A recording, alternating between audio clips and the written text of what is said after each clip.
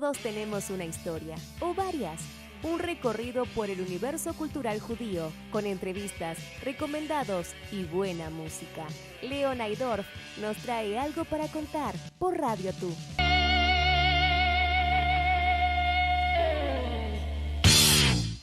El hombre vive dentro de sí mismo. A veces está triste o amargado, a veces canta. A veces abre la puerta a algún vendedor, pero en su mayor parte el hombre se cierra de dentro de sí mismo. El hombre vive dentro de sí, o en alguna ciudad tumultuosa, o en alguna aldea. A veces pasa una tormenta y su casa se destruye, pero en su mayor parte el hombre es un extraño para sí mismo. ¿Y vos? Qué bueno que viniste. Sin vos la casa está vacía y la noche está fría. Así que te cuido lo más que puedo. Y sin embargo, ¿te encontraré mañana? El hombre está cerca de encontrarse. Adam Betoch Atzmo, Shalom Hanoch.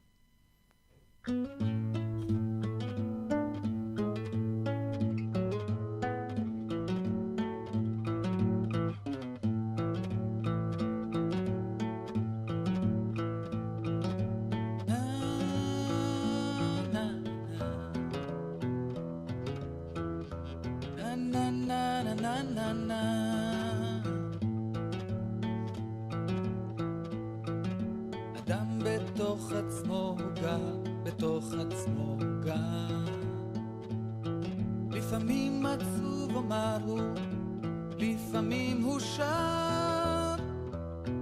לפעמים פותח דלת לקבל מכר.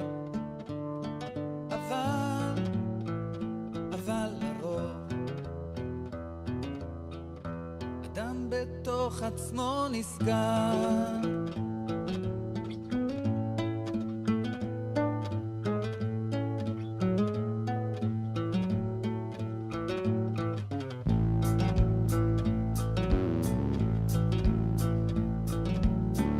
בתוך עצמו הוא גר, בתוך עצמו הוא גר. או באיזו עיר סוערת, או באיזה כפר. לפעמים סופה עוברת, וביתו נשבר. אבל לרוב, אדם גם לעצמו הוא זר. ואת, כמה טוב שבאת, בלעדייך ריק הבית, והלילה קר, אז אני שומר עליי כמה שאפשר, ועם כל זאת האם אמצא אותך מחר. אדם קרוב אצל עצמו, אדם בתוך עצמו הוא גר.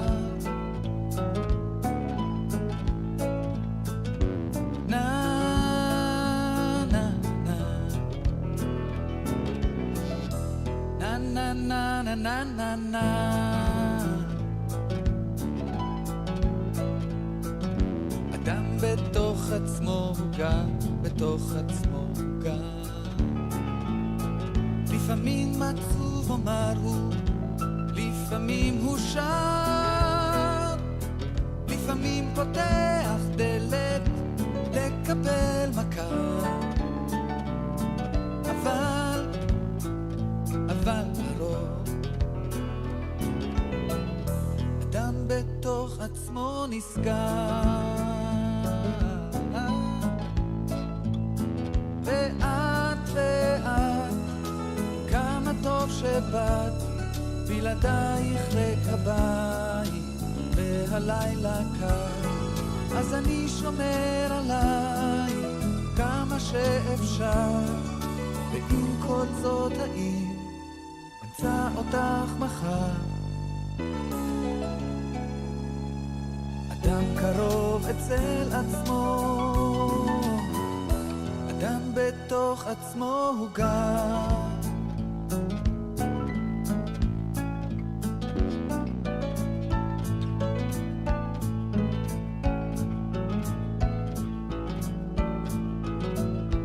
אדם בתוך עצמו הוא גר, בתוך עצמו הוא גר. לפעמים עצוב אומר הוא, לפעמים הוא שר.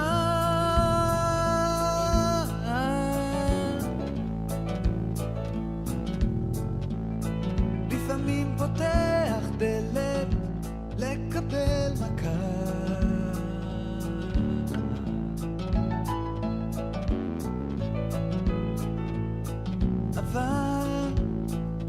אבל לרוב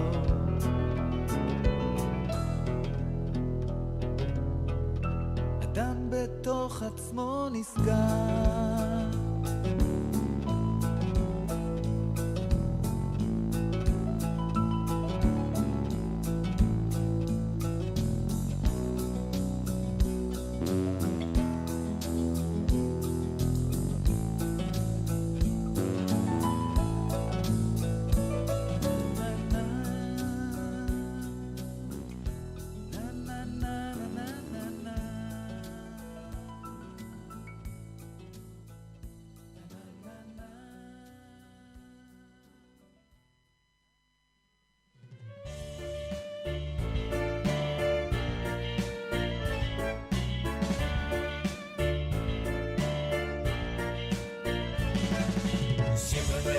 Siempre algo para disfrutar, en cada semana algo nuevo para contar. En latino o en hebreo o en inglés, español, algo para contar. Algo para contar. Algo para contar. Y sí es algo para contar. Y hoy empezamos el programa con una canción muy popular en Israel, que es Adam Betoch Atzmo, que decía esto: el hombre se encierra en sí mismo. Y la verdad es que es bueno también reconocer todos los que forman parte de este programa. Hoy estamos estrenando esta cortina musical, que es una gentileza del gran Leo Blumberg, gran compositor, y la voz de Juan Gravina. Juan, la voz de La Kosher Nostra y proyectos solistas que tiene, han tenido la generosidad de hacer esta cortina que nos va a acompañar el resto de los programas. Como también queremos agradecer a Tamara Gutman, que nos hace toda la gráfica y este fondo hermoso que compartimos cada lunes aquí en el aire de Radio Tu. Estamos en radiotu.com, por la página web o en la app también de la radio, ¿sí? Y también nos puedes escuchar en vivo en youtube.com/radiotu o en Facebook, ¿sí? En live streaming de Facebook, ¿sí? Estamos ahí, perfecto. Y también nos puedes escribir, nos podés comentar en las redes sociales, en Facebook, Twitter, Instagram, como @somosradiotu, o nos podés mandar un mensaje por WhatsApp al 54 911 59 90 90 78. Y bueno, el tema, decía, que con el que empezamos hoy es un clásico de los 70 y casi los 80 también. Y un poco de eso se hará todo este programa del día de hoy. Casi todas las secciones van a tener que ver con ese periodo histórico. Y la verdad es que tenemos hoy una entrevista que espero que nos alcance el tiempo para la cantidad de historias que vamos a poder contar y disfrutar el día de hoy, que tienen que ver con el rock israelí. Así que vamos con la cortina y ya empezamos con el entrevistado del día. Cada lunes, un nuevo entrevistado tiene algo para contar. Cada lunes, un nuevo entrevistado tiene algo para contar. Cada lunes, un nuevo entrevistado tiene algo para contar. Así es, cada lunes tenemos un entrevistado para entrevistar. Así que aquí lo tenemos. Bienvenido, Dani Frenkel, aquí a Radio Tu. ¿Cómo estás? ¿Qué tal, Leo? ¿Cómo estás? Un placer verte de lejos, aunque sea, pero verte. Es cierto, no nos vemos hace muchísimo. Dani Frenkel lo voy a presentar primero. Yo el primer recuerdo que tengo es de hace por lo menos 22, 23 años, realizando alguna actividad en la vía pública, y me presentan y me dicen, bueno, él va a hacer el sonido. Y la verdad que en ese momento no sabía que iba a ser muchísimas batallas junto a uno de los grandes sonidistas que tenemos en este país. Pero la anécdota que tiene que ver con el día de hoy arranca un poco después, en el año 2000, con el amigo Kike Greenberg, que vamos a reconocerlo también, es quien edita el programa luego de sucedido y bueno, con quien hemos compartido 2 programas atrás sobre canto litúrgico. Organizamos una movida en la cual vino Pablo Rosenberg, lo hemos presentado aquí en algún momento a Pablo Rosenberg, un rockero israelí, y Dani era el sonidista, obviamente, de esa presentación en el Teatro Ya, ¿sí? El recordado, no sabemos si sigue, si seguirá abierto el Teatro Ya, ahí en la calle Sarmiento. Y ahí un poco sale la conversación y Keke me dice, pero vos sabés que Dani Frenkel era el baterista de David Broza. Y así arranca una historia de preguntas incesantes mías porque era una historia que me fascinaba. David Broza, estamos hablando de un héroe del rock israelí que hoy en día pasa gran parte de su tiempo en Estados Unidos, que habla español, así que quizás en algún momento lo tengamos también aquí al aire. Y a partir de ahí salió todo un gran anecdotario de lo que era para un argentino ser protagonista de un momento histórico y fundacional del rock en Israel. Pero Dani, yo quiero empezar un poco más atrás y quería arrancar un poco en tus inicios del rock acá en Argentina, porque vos también tuviste tu capítulo en la movida del rock local. Sí. ¿Cuándo arrancás? ¿Cuándo es tu primera banda que vos decís, bueno, esta es mi banda? Mira, mi banda fundacional, que es una banda que después fue un hito en el rock sinfónico de Argentina, es una banda que se llamaba Crucis. Yo fui el miembro fundador con Gustavo Montesano y José Luis Fernández. José Luis Fernández después fue bajista de Charlie, de La Máquina de Hacer Pájaros, y otro chico más, Daniel Oil, fuimos los fundadores de Crucis.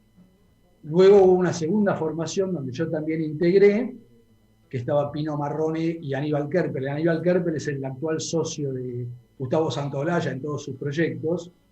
Y después yo dejo la banda, me reemplaza un gran baterista uruguayo que falleció, que se llamaba Gonzalo Farrugia, y esa es la formación que finalmente llega a grabar y a hacer historia, ¿no? De Crucis.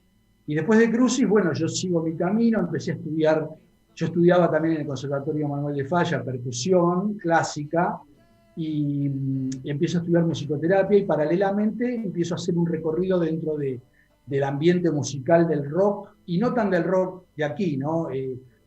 Toco con Alejandro Lerner en sus primeras bandas, toco con un muchacho que hacía a Erle, con Babú Cerviño, que es el tecladista de Víctor Heredia, participo del regreso de Piero, pero antes de que llegue a Buenos Aires, en Punta del Este, toco en un lugar que se llamaba La Rueda Cuadrada, un boliche fabuloso que quedaba en San Telmo, y tocaba Morris, o sea, nosotros tocábamos con Rodolfo Erle y paralelamente tocaba Morris.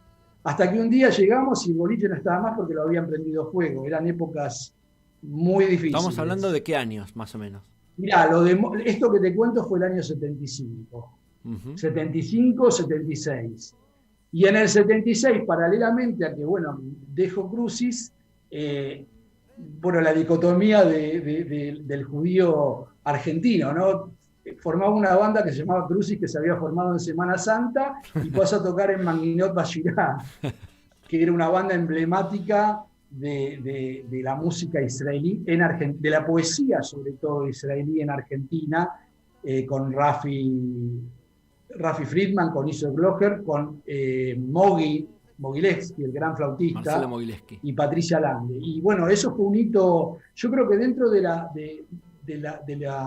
movimiento musical de la música israelí en Argentina, lo de Manguinot fue un hito que quizás no tuvo el reconocimiento, digamos, posterior, pero Manguinot hacía 2 funciones una tras de la otra en el Teatro Ya, por ejemplo. Ahora vamos a volver un poco a lo del rock nacional, pero nos detenemos aquí. Manguinot Bashirá, para quien obviamente quizás no conoce, es una experiencia muy loca, porque es un grupo argentino que compone melodías originales para poesías israelíes. O sea, no es un grupo de covers, sino que es un grupo que genera composición melódica original en un momento histórico donde los eventos sociales, los eventos culturales, los eventos comunitarios requerían bandas en vivo, ¿sí? Era como la circulación de artistas en vivo, estaba a la orden del día, y surge esta idea loquísima, ¿no?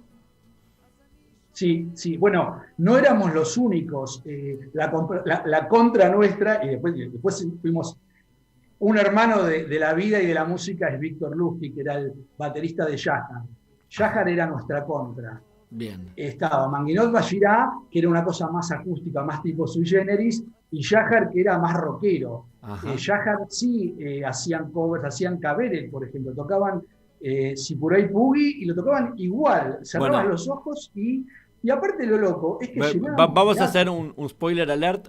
Hoy nosotros cerramos cada programa con la historia del día. Hoy la historia del día es sobre Cabaret, así que vamos a hablar de eso. Está buenísimo que lo traigas hoy a colación. Bueno, Cabaret eran los Beatles en Israel, claro. Son los Beatles. Bueno, no, y te digo, lo loco es que en esa época, por ejemplo, nosotros llenábamos con Manguinot, hacíamos dos ya, función tras noche. Y a la semana, Yahar hacía el teatro ND, bueno, en esa época era el teatro Ateneo. Uh-huh. Y bueno, iban todos los chicos de los movimientos, ¿no? de las Nuot. Sí, era una época bastante interesante, que después en los 80, eso lo reemplazaron los Rikudim. Yo creo que lo que en los 70 fueron los grupos, como decís vos, de música en vivo, esa movida se movió en los 80 lo que fue el fenómeno del Festival Dalia, etc. Claro. Bueno, la cosa que un día llego a tocar al boliche año 76 con Morris, y el boliche no existe más porque lo prendieron fuego. O sea, eran épocas muy, muy difíciles. Yo paralelamente, te digo, estudiaba, trabajaba, hacía mis caminos dentro de la música. Y justamente Víctor Lusky, que ya había hecho su experiencia de Tapuz en ese momento, me dice, Dani, no, él había hecho Edgar, creo. Me dice, Dani, ¿por qué no viajás? ¿Por qué no te vas a Israel? Yo estaba un poco, no era un tipo que tenía demasiado, o sea, estaba muy metido dentro de lo que era la música, pero no demasiado en lo que era el sionismo, digamos. Claro. Bueno, y Víctor me pincha y me voy a Israel por Edgar. Por Edgar, 1 año y pico al kibutz. Y me voy a Niritzkat y me quedo 1 año y algo en monedas en Niritzkat, en el año 78. Una época increíble porque, bueno, en esa época estaba todavía la península de Sinaí todavía estaba bajo dominio de Israel, entonces estaban las famosas playas de Nueva, de Dahab, de Sharm el Sheikh, y en ese momento se hace el festival de Nueva, que yo estuve en ese momento, no estuve dentro del festival porque no tenía plata, estaba afuera pero escuchaba todo. Y mirá lo loco, una de las cosas que yo escuchaba afuera era un tipo que recién había salido y que recién había hecho su primer éxito, que era Shira Abba Bedu, la canción del beduino, que era un tema de Itzhak Klepter, de Cabaret. Uh-huh. Y yo lo escuchaba de lejos, y ese tipo era David Crossan, solito con la guitarra, que empezaba su carrera. Y me encantó lo que él hacía, pero bueno, ese es un capítulo aparte. Después me volví a Argentina y seguí trabajando como músico profesional acá.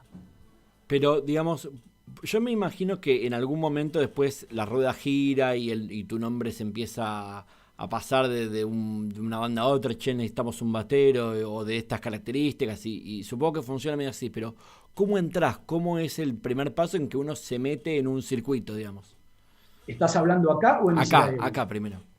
No, a ver, el recorrido es, aparte estamos hablando, no sé, a ver, hoy en día es absolutamente distinto, el negocio de la música es otra cosa. Claro. Hoy en día no se venden discos. En esa época, lo máximo que uno podía aspirar era grabar un disco. O sea, no existían los celulares ni siquiera, ¿ok? Recién empezaban las camaritas de video. No existía MTV. Entonces, nada, era circular.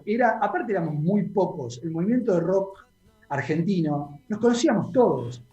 Te cuento esto, por ejemplo, yo tocaba, nos pasábamos uno con el otro, ¿viste? Yo tocaba en uno de los primeros grupos de Lerner, por ejemplo, y después me iba yo y venía, ¿viste? Daniel Volpini, que era otro baterista del circuito, digamos. Pero nos conocíamos todos, a los recitales íbamos todos, ¿viste? A ver, yo iba a ver a Almendra, a Manal, a Box Day, y éramos todos los mismos.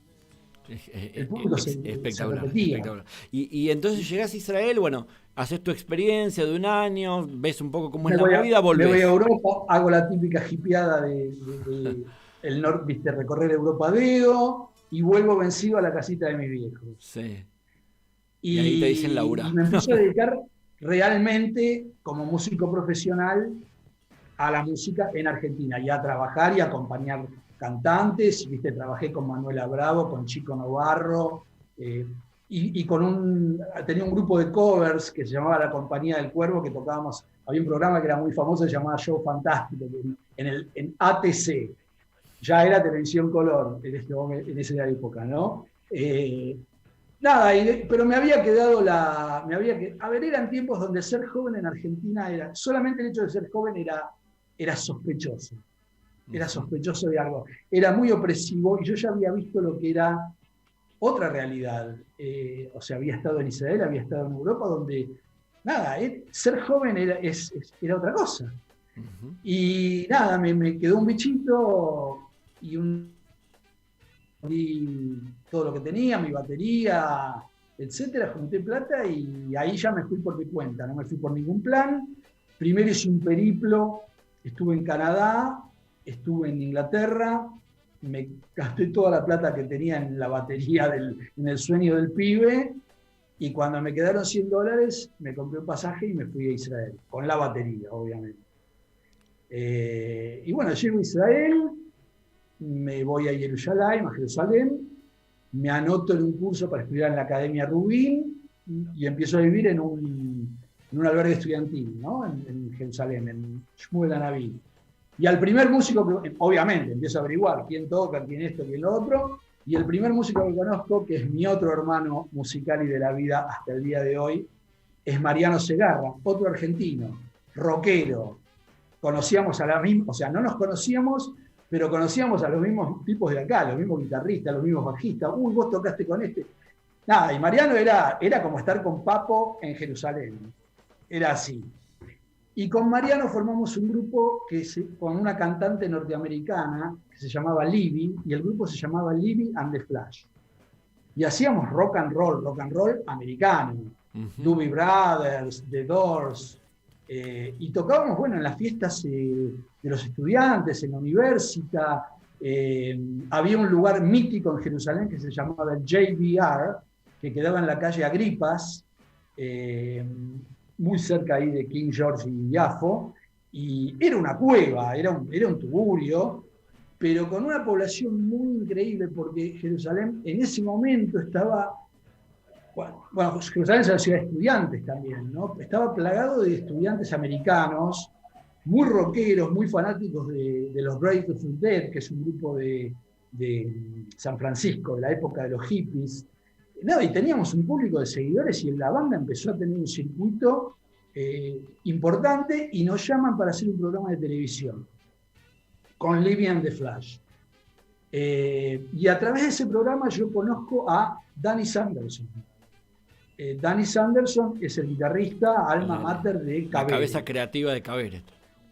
Sí, un tipo increíble, un músico así. Bueno, Cabaret todos son los Beatles, cada uno de ellos. Nada, y le digo a Dani, mirá, Dani, la verdad que yo me quiero dedicar a esto, estoy buscando algo un poco, estamos tocando para los estudiantes, pero yo quiero... Nada, a la semana me llama, no me llama porque no tenía teléfono, no me acuerdo cómo me contó, me dijeron llamarlo, no sé, me mandaron, no me acuerdo, una paloma mensajera, y me dicen, tenés una entrevista con Yehuda Eder. Yehuda Eder, vamos a explicar quién es Yehuda Eder. Yehuda Eder fue el guitarrista de Tammuz. Si Cabaret eran los Beatles, Tammuz eran los Rolling Stones. Claro, está bien la analogía. Porque realmente, a ver, si bien Cabaret tenía una musicalidad increíble, Cabaret estaba mezclado un poco con la comedia, con la cosa costumbrista. Tammuz fue la primer banda de rock and roll verdadera que hubo en Israel. Con letras potentes, también hay que decirlo. Y con superestrellas, eran todos superestrellas. Estaba Shalom Hanov, Ariel Silver, Meir Israel, el baterista, Yehuda Eder y Eitan Gibron. Eran todos animales. Bueno, tengo la entrevista con Yehuda, muy buena onda, y me dice, mira, te vamos a venir a probar. Yo estoy produciendo a David Brosa, ¿sabés quién es? Y digo, sí, claro, ¿cómo lo voy a saber? David había sacado en ese momento, producido por Yehuda, el disco Clav, que es justamente también una bisagra en su carrera, porque David era una especie de cantautor con la guitarrita criolla, pero en Clav se lanza a ser un solista tipo Bruce Springsteen. La onda era Bruce Springsteen. Uh-huh. Aparte estaban muy influenciados ambos, tanto Yehuda como David por Bruce Springsteen. Yehuda había estado estudiando en Berkeley, en Boston, y nada, estaba muy influenciado por toda esa movida rockera de Springsteen. Bueno, me vienen a probar al refugio donde ensayábamos con Libby, en el refugio del edificio.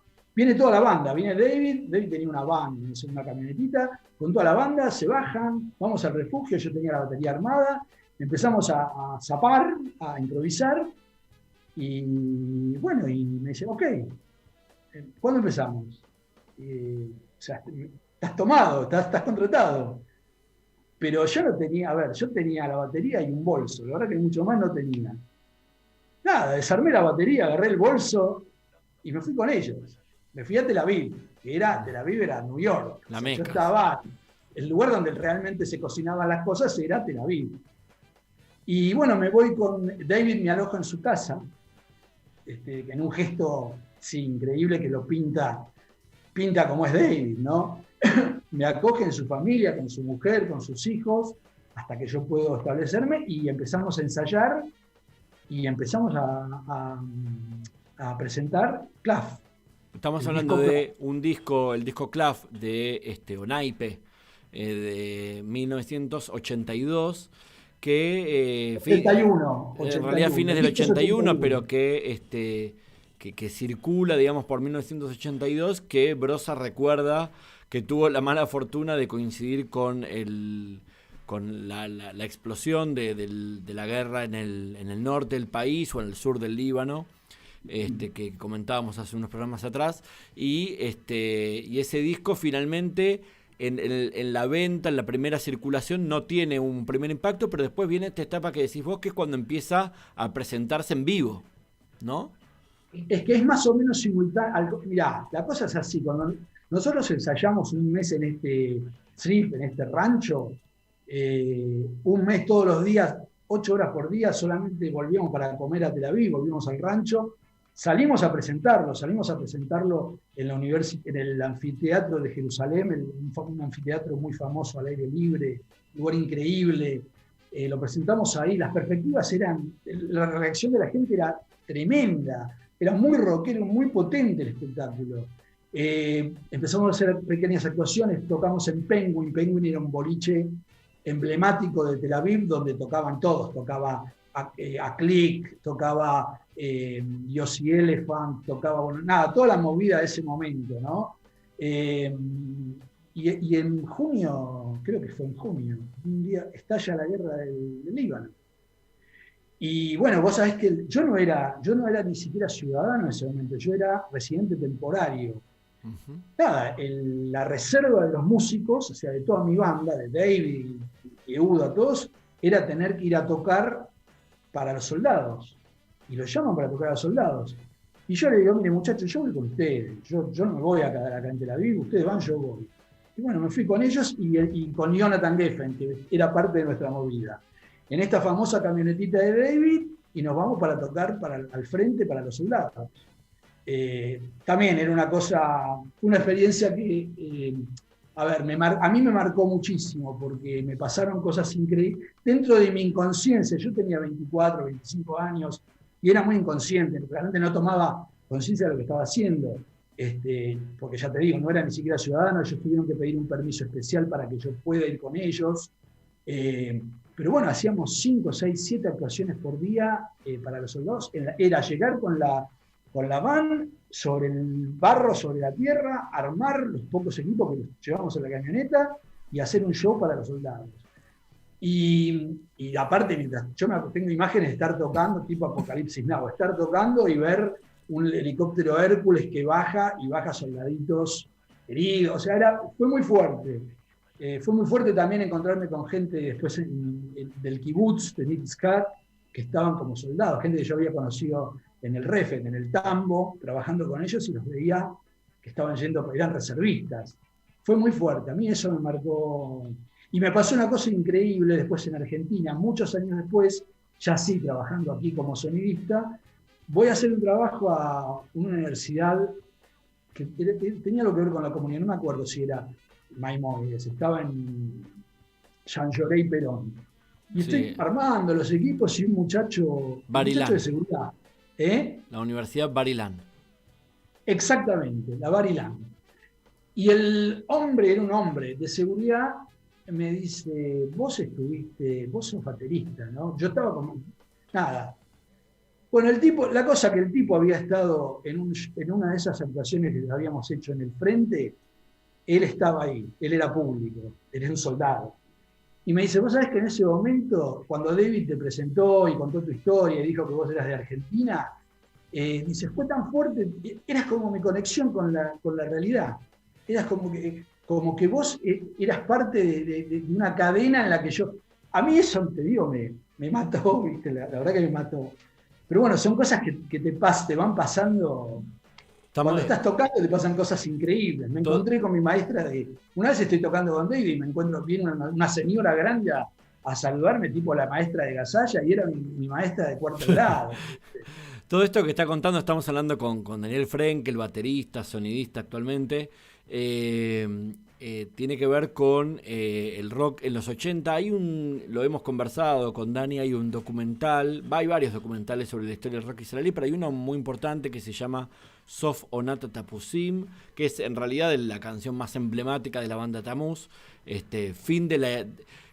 vamos a decir también cierta traducción. Sof Onat Tapusim significa literalmente final de la temporada de naranjas, pero es también el final de esa época, de ese mito de los kibutzim, de gente recolectando naranjas como una especie de épica, y decir, bueno, dejemos las naranjas y vamos a hacer rock and roll. Y en ese documental, el capítulo que toca el periodo de David Rosa, aparece tanto esas actuaciones ante reservistas, como aparece ese tzrif, aparece ese rancho, David Rosa contando un poco la historia de Clav desde ese rancho. Pero vos mencionabas en esa gira a Jonathan Geffen, el escritor Jonathan Geffen. Nosotros le hemos dedicado el primer programa al vínculo entre Jonathan Geffen y la poesía de Bob Dylan. Y esa unión fue creciendo y tomó un código propio, ¿no? La sociedad entre David Rosa y Jonathan Geffen. Sí. Después de Clav, ¿cómo sigue la historia? Mirá, Clav, en realidad, después de Clav viene una historia de resiliencia, en realidad, una palabra que está tan de moda en este momento, porque bueno, Clav fue un fracaso comercial. El país no estaba para después de una guerra, no estaba para eso, no estaba para rock and roll, y la banda se disuelve y me quedo yo solo tengo la imagen, ¿viste? De estar con David solo en su casa, nos quedamos David y yo, ¿y qué hacemos, viste? Y David, bueno, obviamente David hablábamos en castellano, David habla perfecto español, y siempre veníamos tocando ya en los shows anteriores, hacíamos una especie de unplugged donde él tocaba la guitarra española y yo tocaba los bongos y tocábamos una rumba y cosas en castellano. Y él siempre, nada, con la guitarra tocaba algún tema de Serrat, algún tema de Paco Ibáñez. Y bueno, ahí aparece, gracias a Ruti, que era la ex mujer de David, Ruti lo trae a Louis Lab. ¿Querés que expliquemos quién es Louis Lab? Claro. Louis Lab es una leyenda también. En Israel hubo dos productores que fueron los que cambiaron absolutamente lo que es la música israelí, el rock israelí, que fue Tommy Friedman y Louis Lab. Ambos fueron los productores de Tamuz. Después falleció Tommy Friedman. Louis Lab es un personaje, es un tipo que nació en Bolivia, hijo de sobrevivientes. Yo me entero mucho tiempo después que el tipo era boliviano. Y creo que a los 12, 13 años emigra solo a Israel. Va a vivir en kibutz. Bueno, finalmente termina de hacer el ejército y se va a vivir a Estados Unidos y a estudiar sonido y grabación. Y termina trabajando en un estudio y termina siendo el que graba y el que es el técnico de sonido de Bruce Springsteen, y graba el éxito que lo saca, o sea, lo que catapulta internacionalmente a Bruce Springsteen, que es un disco que se llamaba Born to Run, Nacido para Correr, del año 73. Bueno, con ese background, él vuelve a Israel, produce Tammuz, y es o sea, a partir de ahí es una leyenda. Esto a mí me parece interesante porque, digamos, hasta ese momento, el que vos decís, digamos, de algún modo la escena musical profesional en Israel tenía que ver con la composición, tenía que ver con que se unieran buenos poetas con buenos músicos, pero de repente en los 80 empieza la gente que empieza a pensar en el sonido y empieza a pensar en la industria. Empieza a pensar cómo algo que es muy chiquito, porque es un país que canta en hebreo, porque se empieza a legitimar el rock en hebreo, y esto que vos contabas de un montón de bandas que cantaban en inglés, empieza a ser, pasa a un segundo plano, porque empieza a tomar más relevancia el rock en hebreo, requería de visionarios del sonido, de un montaje en escena, de un disco que sonara distinto, ¿no?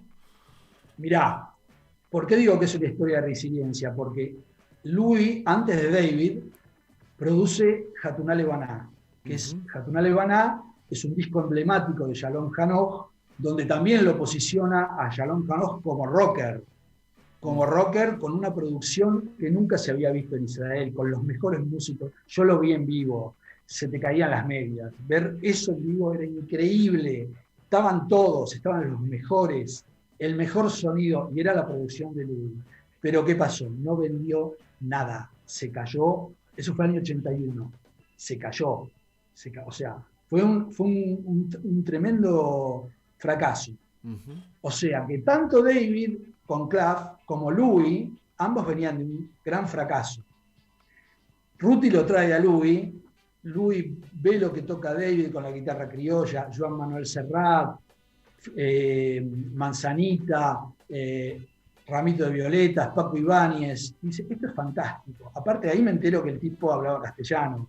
Hablaba castellano tipo, bueno, yo habla bien la idioma, pero hablaba castellano y sabía perfectamente de qué se trataba esta música. Entonces ahí se forma el embrión de lo que es Aisha Sheiti. Se forma una banda, empezamos a ensayar, pero la compañía, que era CBS, Sony Music actual, no apostaba un mango, ni por David, no les quería dar un centavo. Con lo cual grabamos a Aisha Sheiti en muy poco tiempo, con un presupuesto ridículo absolutamente, pero nosotros ya en la grabación nos damos cuenta que acá algo, ¿viste? Se está gestando algo que esto va a ser bueno. Ya nos dábamos cuenta que el producto iba a ser bueno. Bueno, y nada, sale el disco y con esa poca fe que le tenía la compañía, y se produce otro milagro, que ¿qué? Censuran a Aisha Sheiti el tema de promoción, que era La mujer que yo quiero, Aisha Sheiti, lo pasan en la radio, en Galei Tzahal, la radio del ejército, y lo censuran. ¿Por qué? Porque las traducciones, que eran de Jonathan Geffen, las traducciones del español al hebreo, las hizo Jonathan. Y Jonathan, como vos sabés, es un rebelde, es un outsider absoluto. ¿Y qué hizo Jonathan? En la parte que dice Serrat, la parte que dice, y dejo todo, y pobre Juanito, que la gente pensaba que Juanito era un tipo. Juanito es un juego. Uh-huh. Pero él dice, dejo a todas mis amantes. Él, en vez de decir, dejo a todas mis amantes en hebreo, dice la palabra que no hay que decir, ¿sí? La de, dejo todas mis fuck, ¿sí? Uh-huh. Entonces sale el simple con el pip. O sea, cuando dice la palabra, en hebreo, no sé si la puedo decir en hebreo. Sí, vamos, esto que estás contando es interesante para también configurar, que esto es difícil de entender acá. La principal fuente de posicionamiento de los rankings musicales en Israel era y es al día de hoy en gran parte, hoy quizás en menor medida, la FM del ejército. ¿sí? La FM del ejército es la que catapultaba o no a los artistas al estrellato, con lo cual se da esa combinación extraña donde en realidad todo se puede transformar en un éxito siempre y cuando pase ese filtro. Sin embargo, era un filtro bastante laxo, ¿no? Digo, porque acá a veces pensamos en la censura del ejército y pensamos en cosas mucho más trágicas. Era mucho más light, mucho más liviano, pero a veces pasan estas situaciones que vos decías, ¿no? La inconveniencia pasó, vamos a hacer un paréntesis en esto, con la canción Shir LaShalom, la canción por la paz, que en algún momento al ejército le dejó de parecer funcional y estuvo silenciada muchos años, ¿no? Y hasta que Rabin mismo la retoma en su última presentación. Pero bueno, estabas contando entonces a Isha Sheiti, La mujer que yo quiero, en su versión en hebreo. Sí, y censuran la palabra, o sea que cuando pasaban el tema de difusión, que era Isha Sheiti, en la radio, de repente cuando venía la palabra salía pip. ¿Eso qué hizo? Obviamente. ¿Qué pasa cuando uno censura algo? Explota, fue la mejor promoción que pudo haber. ¿Viste? A los Beatles le censuraron Sgt. Pepper en la BBC, ¿y qué pasó? ¿Qué te parece, Dani? Vamos a ilustrar un poco porque lo que está contando es la historia del disco con más ventas en la historia de Israel. Y es un disco que contiene básicamente diferentes temas, pero básicamente traducciones al hebreo de temas populares españoles, algunos más folclóricos y otros de la nueva canción española que lideraba Joan Manuel Serrat. Así que vamos a escuchar Ramito de Violetas, o en su versión en hebreo Sigaliot, con la batería de Dani Frenkel y la voz de David Rosa.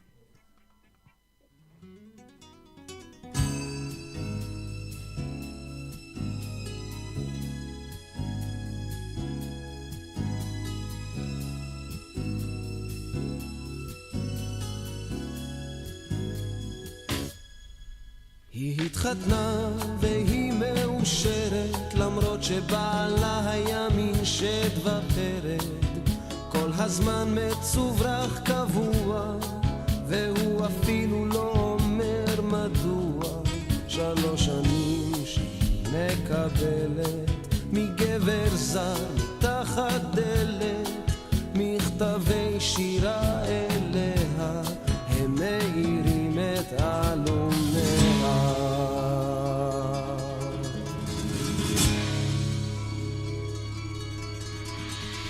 מי זה כותב לך ילדונת גלים מי שולח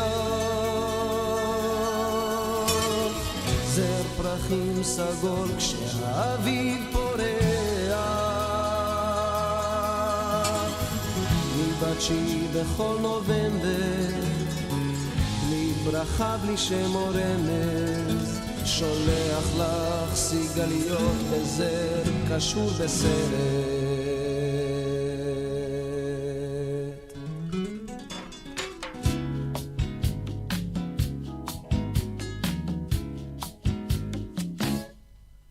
לילות שלמים שהיא לא נרדמת עליו בהקיץ היא חולמת הוא בטח גבר עם לב רומנטי נשמה טובה וחיוך סימפטי 3 שנים הוא סובל בשקט כן לפעמים היא כמעט צועקת ומה אם בעלה יודע היא מסתירה את מכתביה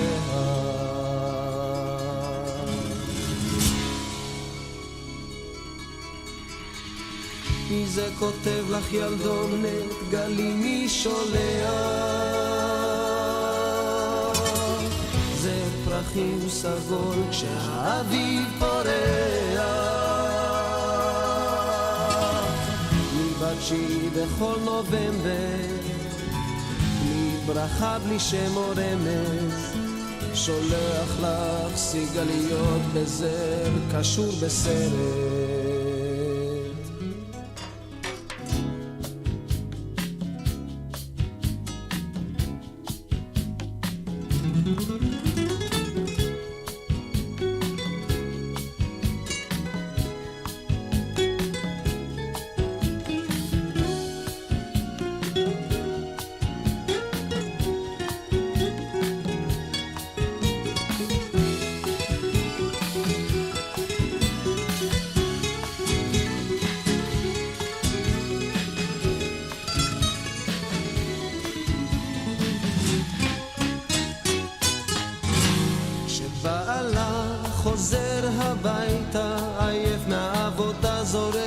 מבט שואל למטה, הוא לא אומר כן והוא יודע, אם היא תדע בטח תשתגע, כן זה הוא שכותב אליה, הוא האהוב, הוא חלומותיה, ומה אם בעלה יודע, היא מסתירה את מכתביה.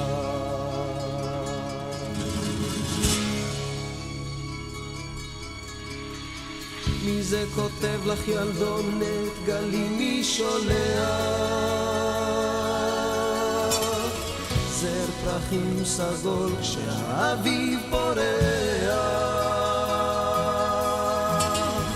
מ9 בכל נובמבר, בלי ברכה בלי שם או רמז, שולח לך סיגליות בזר קשור בסרט.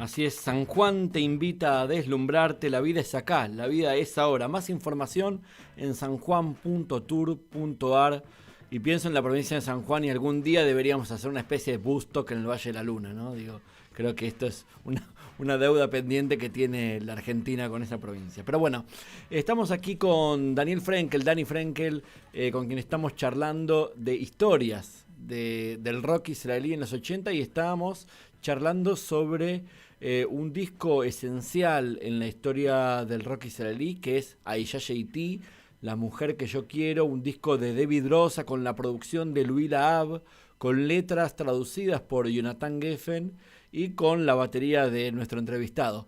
Es en algún punto una especie de casi Dream Team, ¿no? Dios, se unen los planetas.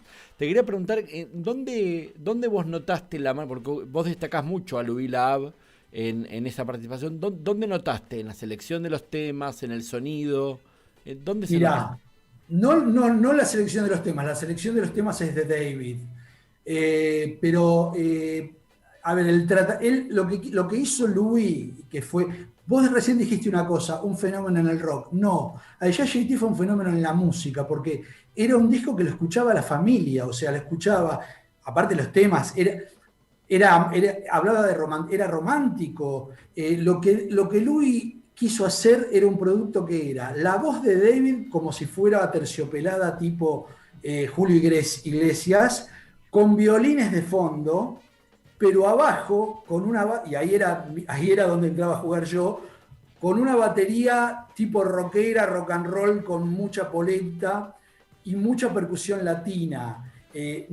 No me quiero olvidar que en este disco toca, como lo nombré antes, mi hermano del alma y musical, Víctor Lusky, que tocaba en Shahar, toca la percusión junto conmigo y dos músicos israelíes más, tanto en el disco con otros músicos, pero también en vivo. Víctor era parte fundamental. Víctor tocaba percusión y le hacía los coros en vivo a David.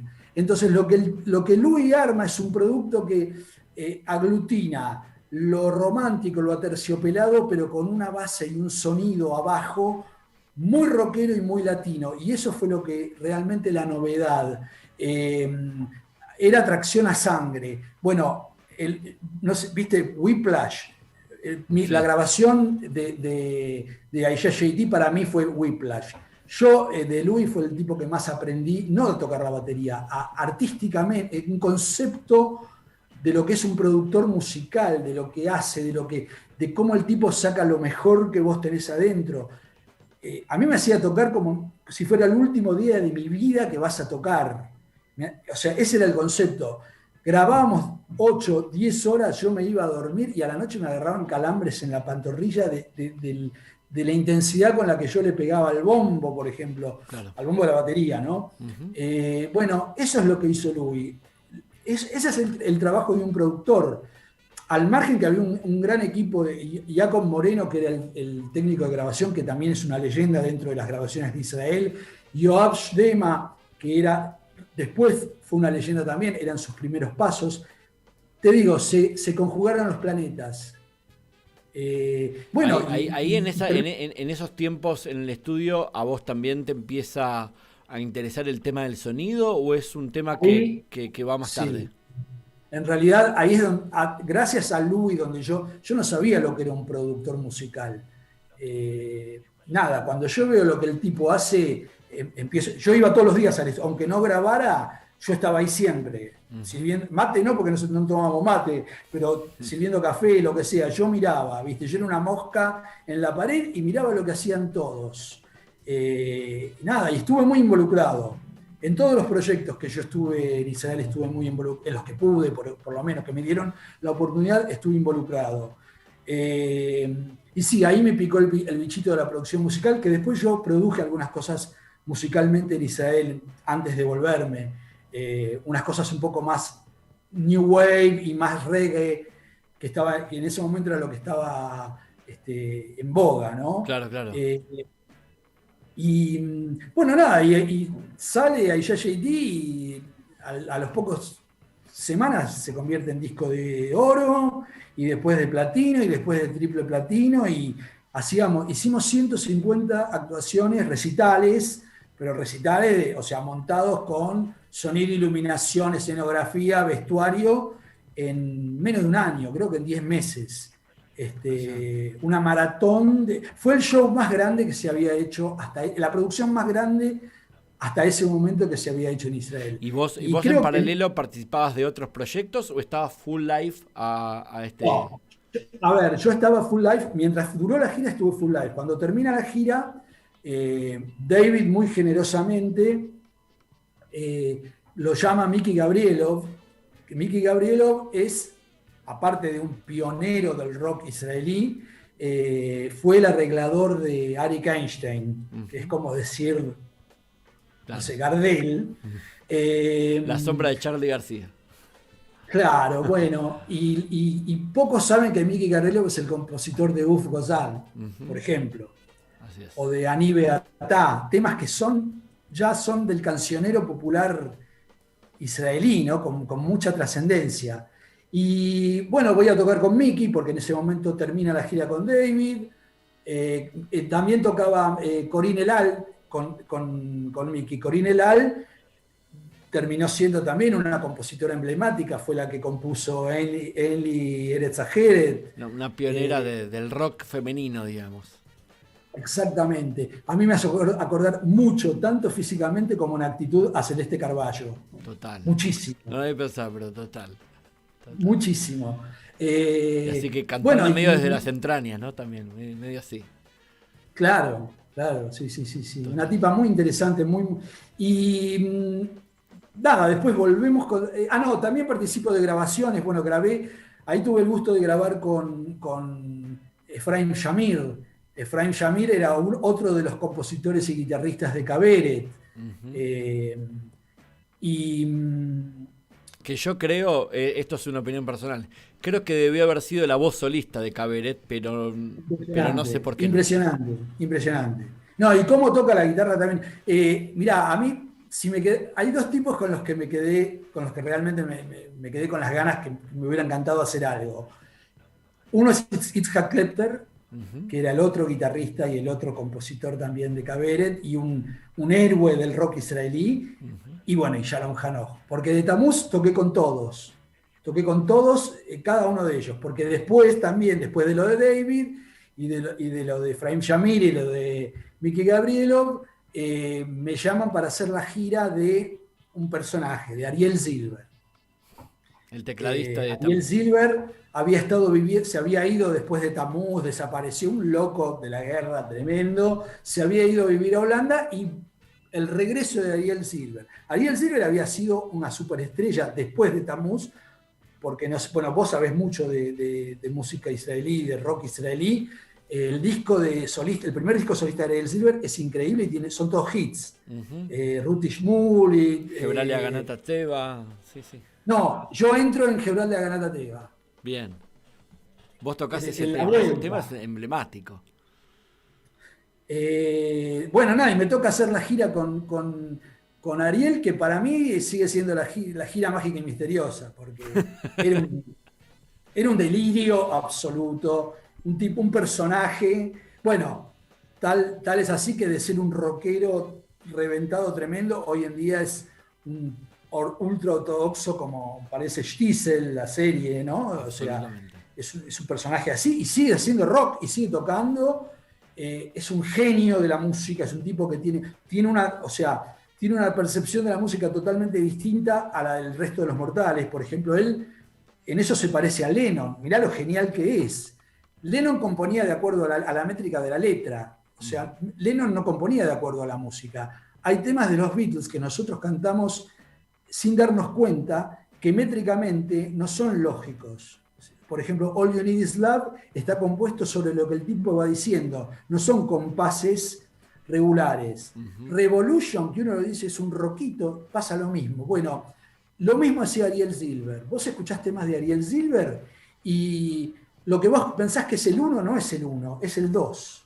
Una cabeza, pero bueno, fue una gira muy intensa y mágica y misteriosa, realmente. Agradecemos que estés vivo acá.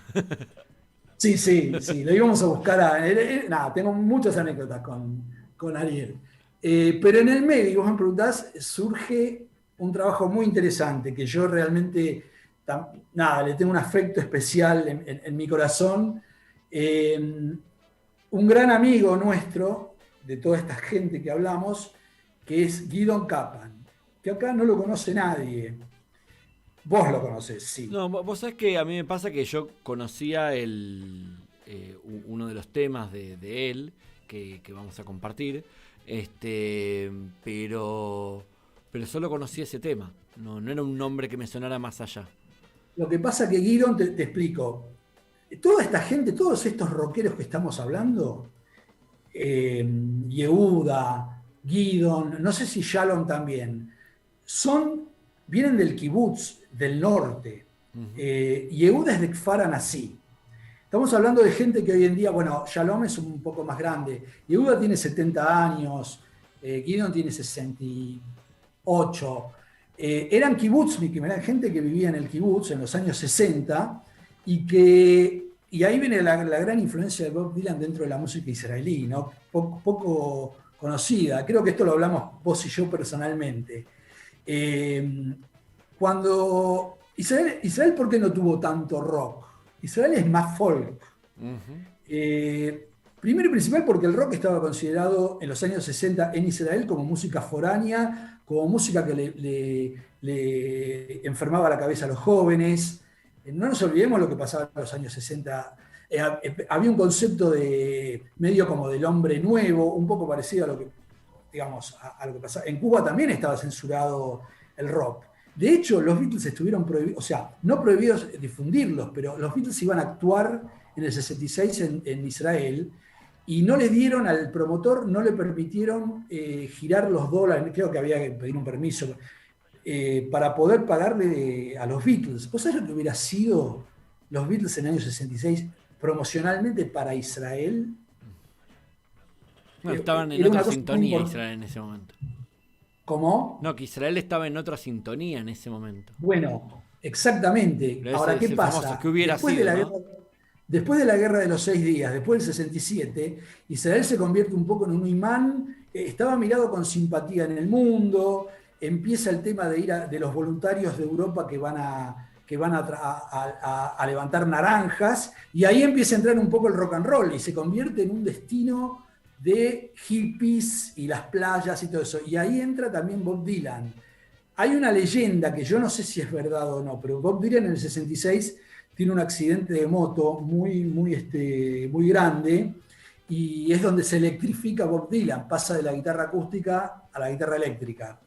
Y hay una leyenda que dice que Bob Dylan pasó una temporada después de ese accidente viviendo en un kibutz. Nunca realmente se supo en qué kibutz ni nada, pero está la leyenda. Sí es cierto que llegó a hacer su bar mitzvah, el bar mitzvah de Jacob, de su hijo, lo hizo en el Muro de los Lamentos, eso es verdad.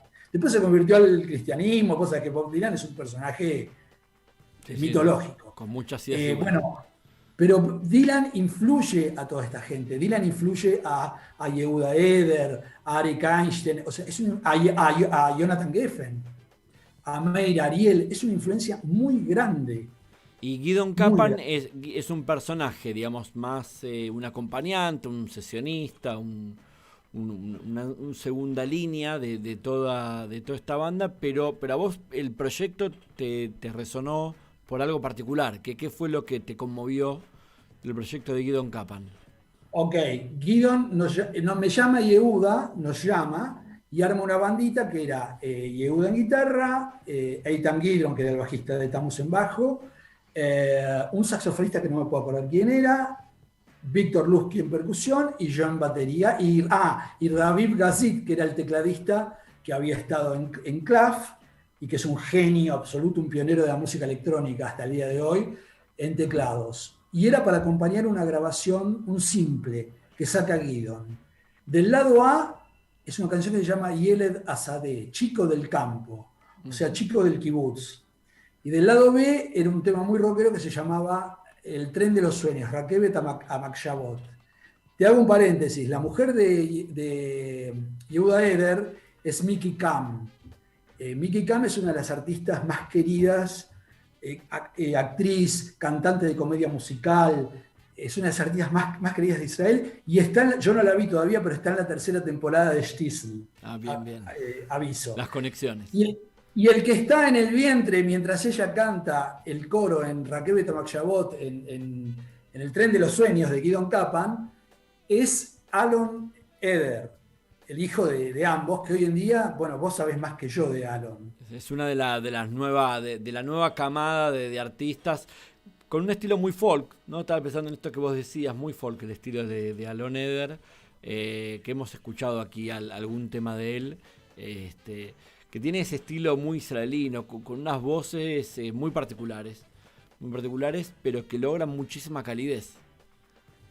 Y mirá cómo se cierra la cadena, que Alon se fue a vivir al mismo kibutz. Alon vive en el kibutz, vive en Faran Así. Mirá. Bueno, y ahí grabamos este simple que es Rakebet Amak-Shavot y Yeled Asadeh, chico del campo. Que era un poco lo que definía a esta gente. Eran los kibutznik, los chicos del campo. Lo que dice la letra es Aiti Pam Yeled Asadeh Af Pam Lo Bojé. Una vez fui un chico del campo que nunca llora. Era el prototipo del israelí de esa del tzabra, ¿no? Del tipo que es áspero por fuera y dulce por dentro, ¿no? Y para completar la escena, vos algo lo mencionaste en algún momento, hay que entender que en un momento histórico los jóvenes de los kibutzim, los jóvenes de izquierda, eran los que integraban las principales unidades de combate. Entonces había ahí una ambivalencia entre el romanticismo y la guerra, muy, muy particular, que está bueno. Vamos a escuchar este tema escondido, si se quiere, del rock israelí, pero que está bueno, Yeled Asadeh de Gidon Kappan.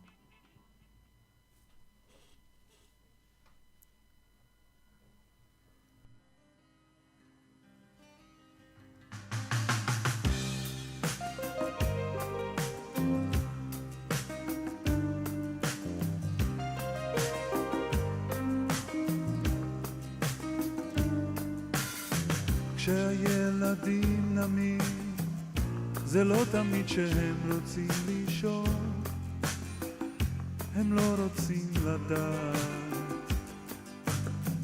כשהאצבעות עוברות בתוך שערותייך הרכות, הן רק רוצות לגעת. הייתי פעם ילד השדה, אף פעם לא בוחר, ורוצה הכל לשקוע, לראות את העשר שגדל, איך נחל מתפתח, ובתוך חלום לשקוע.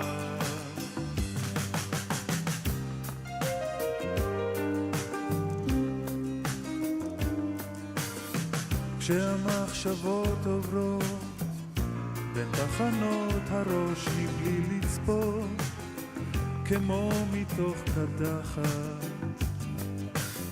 זרם של מילים סתומות שוטף את הגבולות בין כן ולא, אני רועד מפחד. הייתי פעם ילד השדה, אף פעם לא בוחר, ורוצה הכל לשקוע, לראות את העשר שגדל, איך נחל מתפתח, ובתוך חלום לשקוע.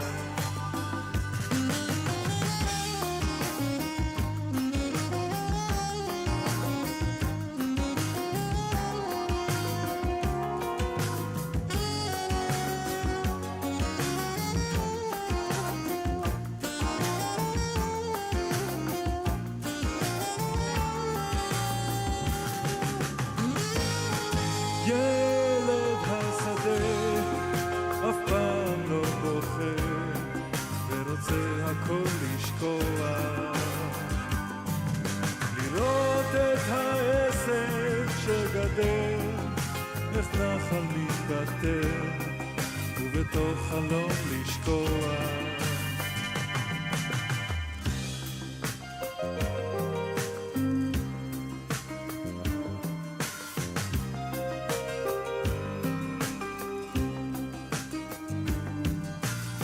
עכשיו אני לבד, אוחז ברגעים שנשארו, שעוד רוצים לגעת. רחוק מן השדה, אני עוד מחפש את השבילים, שאז גילה הנעת. הייתי פעם ילד השדה, אף פעם לא בוחר, ורוצה הכל לשקוע, לראות את העשב שגדל, איך נחל מתפתח, ובתוך חלום לשקוע. הייתי פעם ילד השדה, אף פעם לא בוחר, אף פעם לא בוחר, אף פעם לא בוחר. Niño del campo, Yeled Azadeh por Gidon Kapan. Un tema, estaba pensando en esto que vos decías, que la música israelí, la música popular israelí, tiene una base más folk que rockera, y lo pensaba también en términos de imágenes, ¿no? En la música israelí hay muchísimo más presencia de las imágenes del campo que lo urbano. Digo, pienso cuando Spinetta cantaba Campos Verdes, y eso, esa imagen es una rareza en el rock argentino, ¿no? La imagen del campo. Y en cambio en Israel es un paisaje muy común. Muy común, pienso, escuchaba a Gidon Kapan y imaginaba también la voz de Arik Sinai o de Shmuley Kraus, esas voces gruesas, emotivas, que está buenísimo.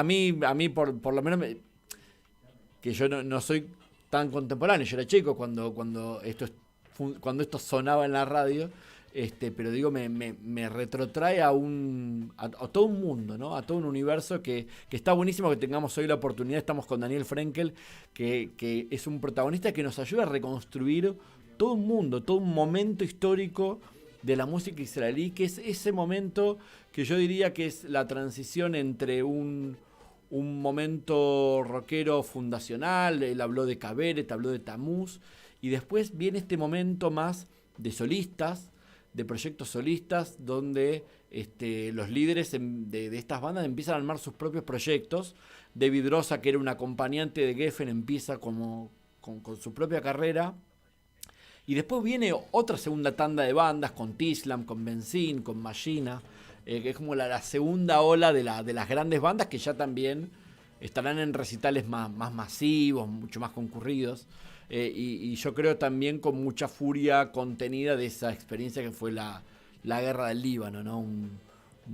Una sociedad que necesitó descargar por otro lado esa furia. Dani, vos, ¿hasta cuándo estuviste en Israel tocando?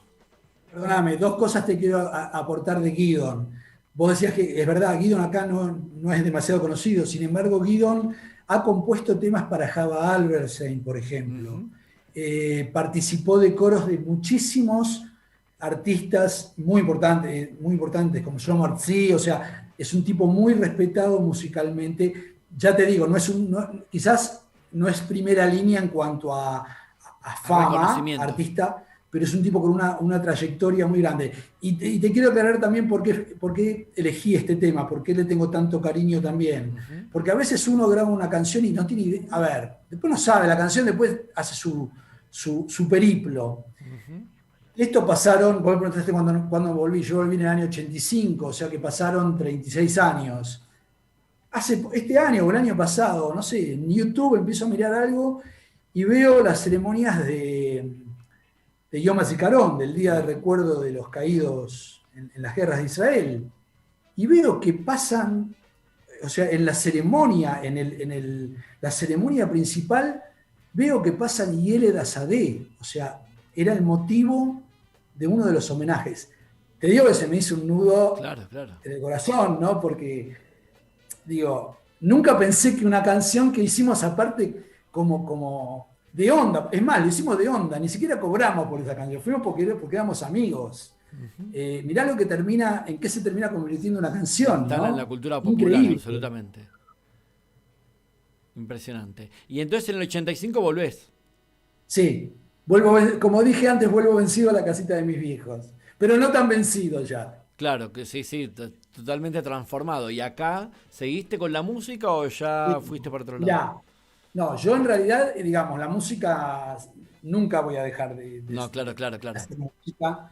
Yo sigo activo musicalmente, no trabajo de músico, pero sigo tocando, estudiando, participando de un par de proyectos musicales. Ahora, bueno, en este tiempo un poco difícil porque no nos podemos ver para ensayar, pero sí sigo tocando. Sí, y al principio volví, bueno, empecé a participar de acompañar cantantes, estaba con este proyecto con Babu Cerviño, que era el tecladista de Víctor Heredia, tocamos en el Festival de la Falda. Lo que pasa que, a ver, me pasó yo venía con un estándar muy grande, muy alto, la vara muy alta, y con producciones donde realmente, digamos, muy respetado uno en su profesión, porque, digamos, yo me sentía que allá ser músico era, digamos, tenía un estatus igual al que podía tener un profesional de otra rama, ¿no? Y bueno, nada, cuando tuve que compartir acá, tuvimos que ir al Festival de la Falda y viajar 14 horas en un micro, ¿viste? En un Mercedes-Benz del año 80 que quemaba aceite todo el tiempo, fue un poco duro, ¿no? Entonces dije, bueno, ya me veía en problemas, como que mi sueño había empezado a desvanecerse.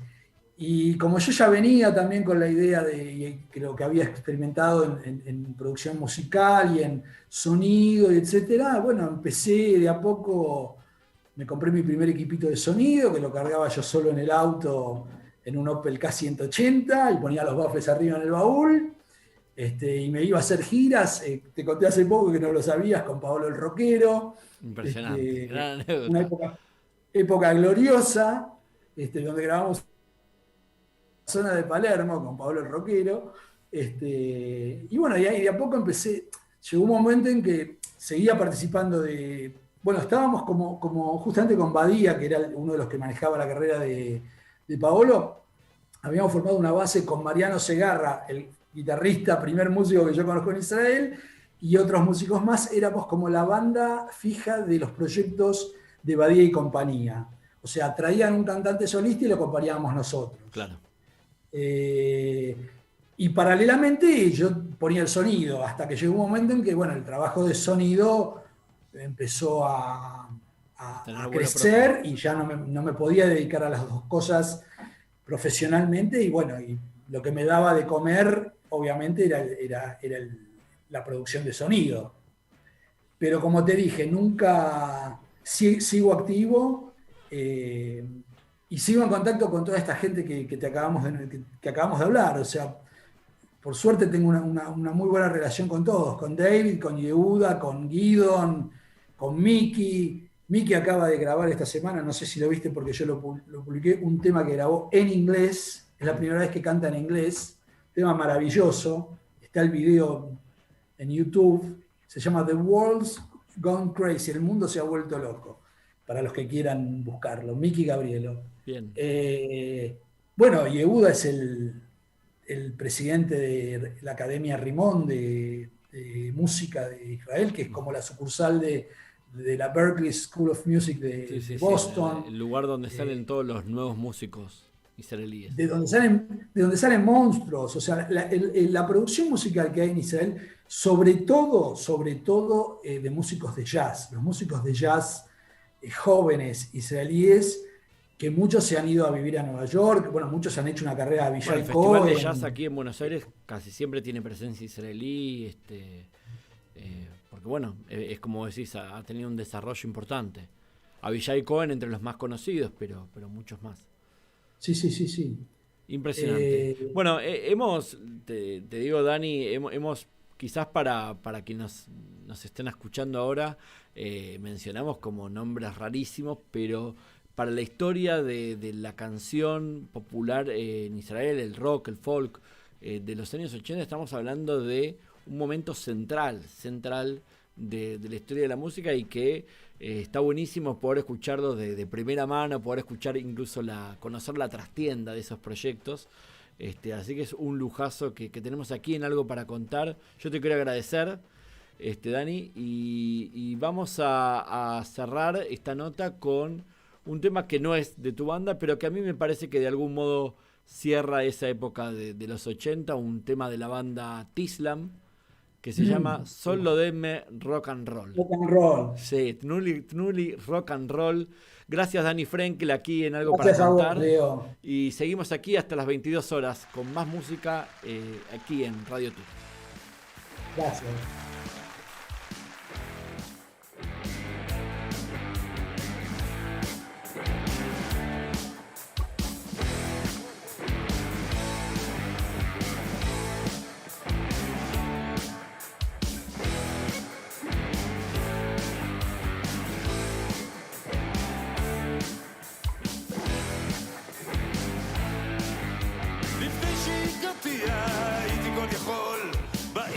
הסתובבתי גאה כתרנגול, כבשתי לבריאות, הלכתי על גדול, ובלילות רקדתי לצליל הרוקנרול. טולי טולי רוקנרול, טולי טולי רוקנרול, לא רוצה דיסקו, אני כבר לא יכול, טולי טולי רוקנרול. הייתה זו חבצלת, היא שינתה אצלי הכל, אמרה לי את גיטרות, נגמר הרוקנרול. מהרוק להתנתק, אותי משכה לאוזן לרחמת הדיסקוטק. טולי טולי רוקנרול, טולי טולי רוקנרול, לא רוצה דיסקו, אני כבר לא יכול. טולי טולי רוקנרול, טולי טולי רוקנרול, טולי טולי רוקנרול, לא רוצה דיסקו, אני כבר לא יכול.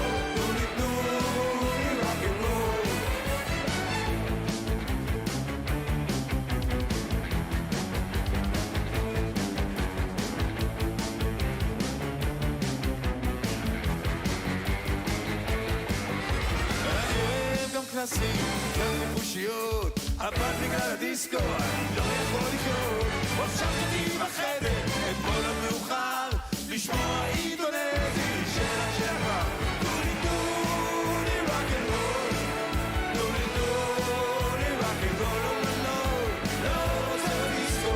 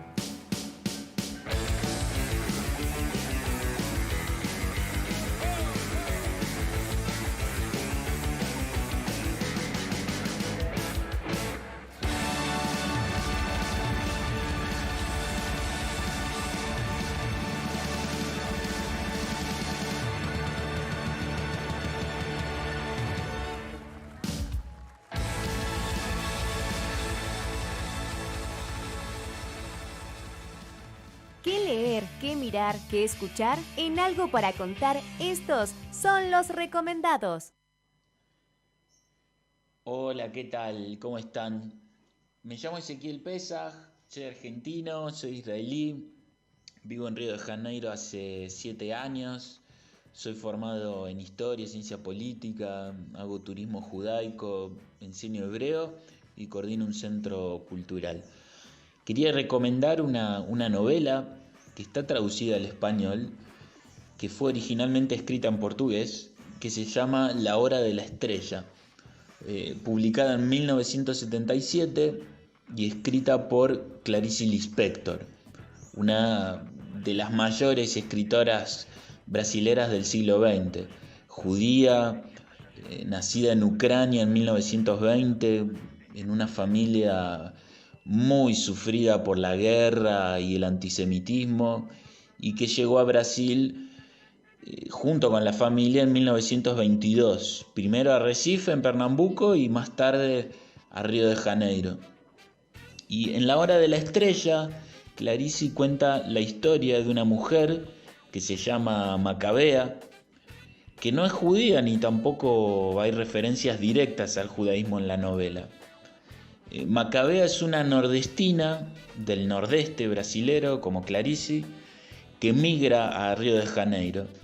Es una historia de miseria, de inocencia, de felicidad, en un sentido filosófico, o sea, una historia muy brasilera.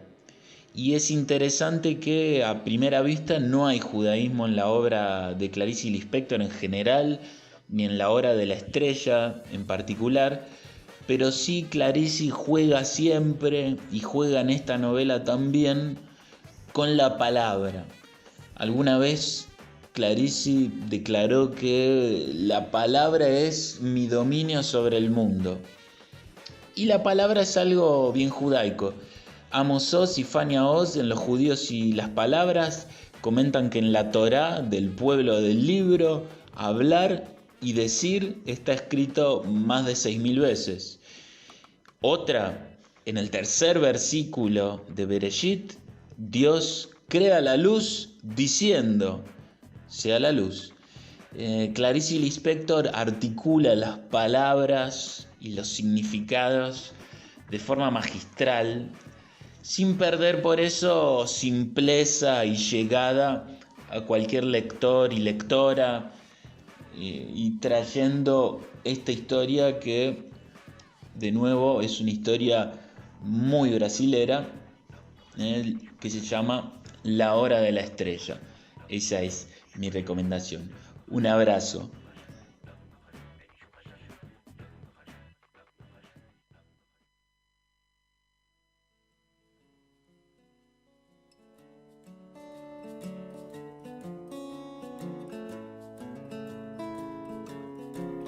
Ahí está, y después de la entrevista con Dani Frenkel teníamos el recomendado del día desde Río de Janeiro, en este caso un amigo de la casa, Ezequiel Pesaj, que nos deleitó con toda una descripción, no solamente de La Hora de la Estrella, el libro de Clarice Lispector, como él la menciona, sino también todo un trasfondo literario de esta escritora europeo-brasilera que marcó una huella en la literatura, también con referencias a los judíos y las palabras. Realmente un lujo este recomendado del día que nos llegó desde Río de Janeiro, y es la música esta que nos da pie para el recomendado de las series y de las películas israelíes. Nuestro amigo Gaby Schlittman aquí en Algo para Contar. ¿Cómo estás, Gaby? Buenas noches, Leo, ¿cómo te va? ¿Cómo estás? Acá estamos buscando un poquito de salud tecnológica, migrando de tecnología a tecnología, del teléfono a la computadora, Zoom, Meet, Jitsi. Acá estamos tratando de buscar un poquito de paz. Estamos combinados, ¿no? De colores. Contigo. Estamos combinados de colores, ¿no? Exactamente. Yo te vi antes en la entrevista y dije, me voy a poner a tono contigo. Está muy bien, está bien. En la semana de la salud menstrual. Así es. Así estamos. Bueno. tenemos para hoy lo siguiente. A ver. Vamos a aprovechar que la semana pasada se cumplieron 30 años de la Operación Salomón, en la cual 14.000 judíos originarios de Etiopía regresaron a Israel, y vamos a hablar de dos películas. Una película un poquito más vieja en el tiempo y otra más cercana, pero que tocan la temática de la inmigración etíope hacia Israel desde 1980, de principios de 1980. Entonces, la primera película, que me parece que es un clásico y que quizás hoy en día nos queda un poquito larga en duración por el tiempo que uno puede estar frente a una pantalla, es Ser digno de ser, esta película que es del año 2005, que como decía dura 148 minutos, y que dirige Radu Maileanu, y que cuenta la historia de Israel y apoyada por los Estados Unidos, que desde el 20 de noviembre hasta el 4 de enero de 1985 se lleva a cabo la operación para trasladar a miles de judíos etíopes, los falayas, hacia Israel. La película alterna una fotografía con color sepia y denuncias en un principio por medio de una voz en off, y narra la historia de los judíos falayas que de alguna manera ansiaban llegar a Jerusalén.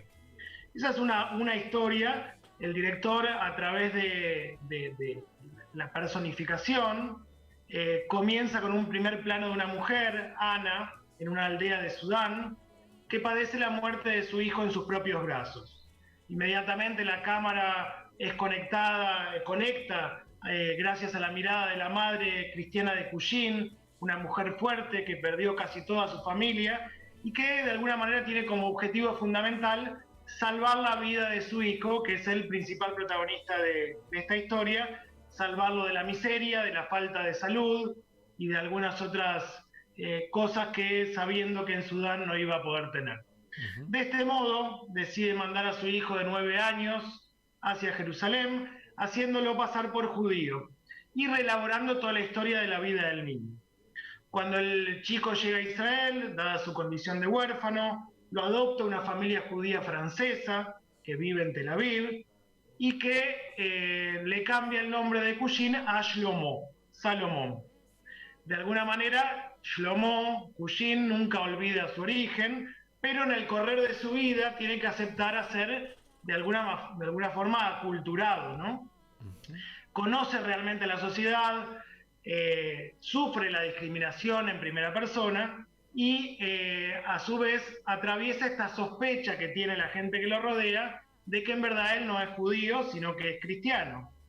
Durante toda esta película el director de alguna manera destaca esta polifonía que se genera a partir de la lejanía en el origen y una transculturación que de alguna manera sufre el ser humano en el día de hoy.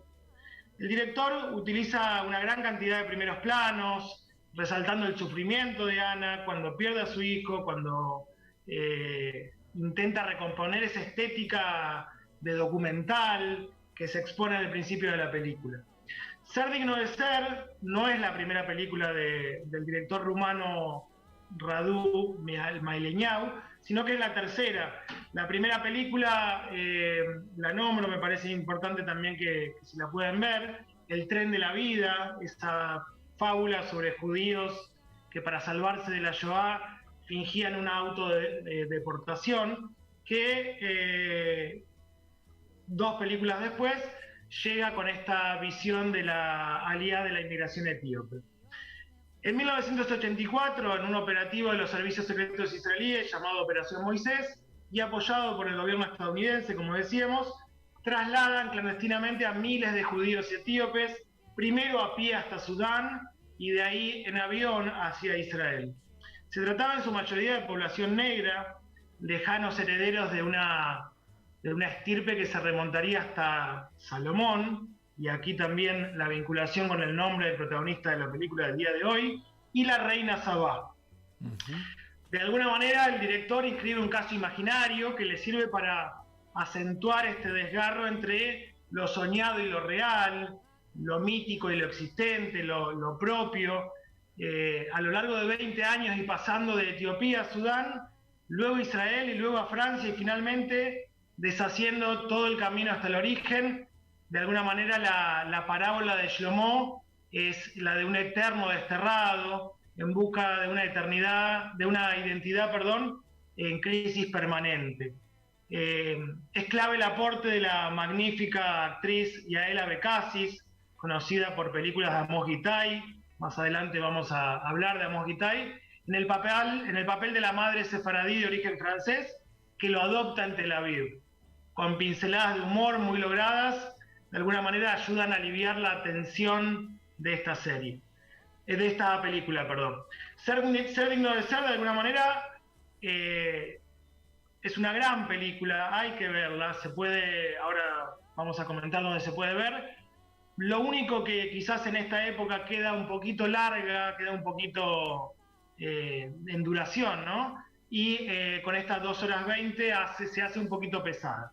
Pero la recomendación de hoy, Ser digno de ser, entonces. Y hay que recordar que Ser digno de ser tuvo su circulación cuando estaba en cines, fue bastante circulada en su momento, y está buenísimo que esté la posibilidad de revisitarla, ¿sí? De reverla. ¿Dónde se puede ver entonces? Justamente eso te quería decir, yo la recuerdo haber visto en cine, hoy en día se puede ver, así como la semana pasada, el programa anterior recomendamos, se puede ver por YouTube en muy buena calidad, con subtítulos en español. Es una película que ya tiene 16 años, así que se puede conseguir tranquilamente.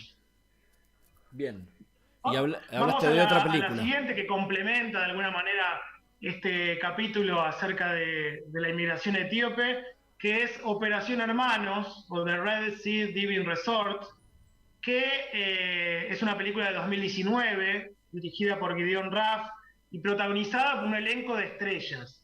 Chris Evans, Ben Kingsley, Michelle Huisman, son todos actores, en su mayoría norteamericanos, que a través de la plataforma de Netflix, estrenada en julio del 19, traen esta película basada en el libro Operación Hermanos, que es un suceso de la vida real y que relata la historia de Ari Levinson y su grupo encargados de rescatar a una gran cantidad de judíos etíopes por la costa de Sudán en 1984. De alguna manera complementa y narra esta historia, de la cual se hicieron otras películas también. Esta es una versión nuevamente muy norteamericana, con una visión muy israelí acerca del asunto, pero que el oficial Stan Levin, Ben Kingsley, le sugiere al grupo, le sugiere a través del Mossad, ¿no?, que alquilen Red Sea Diving Resort, que es un hotel costero que había sido abandonado hace mucho tiempo, y que lo usen como un frente para permitir evacuar a una mayor cantidad de refugiados. De alguna manera se recluta a la gente y cuando se está dando esta actividad llegan turistas reales aquí y se complica. No vamos a spoilear, véanla, es divertida, cómo está narrada la historia, y aporta de alguna manera una complementación a este contrabando de los refugiados por la frontera que tenía parte de Ser digno de ser también. Vos sabés que, Gaby, cuando vos traías esta película, Red Sea Diving Resort, a mí me hacía acordar, no sé si la viste, Argo. Sí. La peli que Buena recrea el película rescate de los diplomáticos de la embajada norteamericana en Irán en el 79, y tiene algo muy parecido en esa cosa de la trama medio hollywoodesca. No hablo de la película, sino de la trama de la operación de inteligencia, que tiene todo un armado escenográfico espectacular para resolver momentos históricos cruciales, ¿sí? Como en el caso de Argo, el inicio del régimen de Khomeini, y en el caso de Red Sea Diving Resort, un momento, como vos dijiste, histórico, en el que Israel hizo una mega operación de rescate de toda una población, desde Etiopía, pasando por Sudán y luego llegando hasta Israel.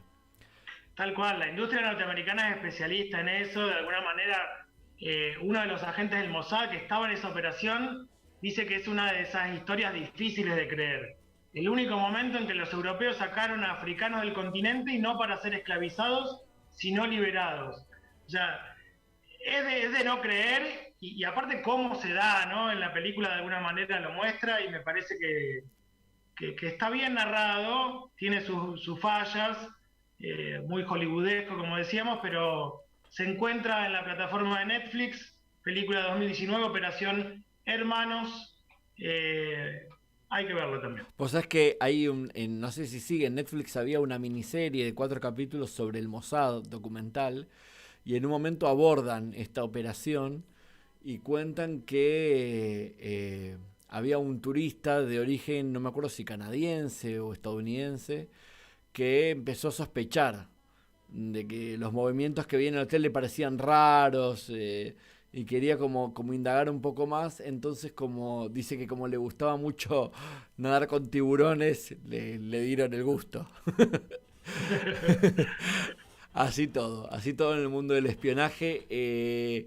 Está buenísimo porque, como vos decís, Gaby, es una historia que marcó también un antes y un después en Israel, esa operación, que ahora vamos a escuchar también, porque tuvo su episodio musical.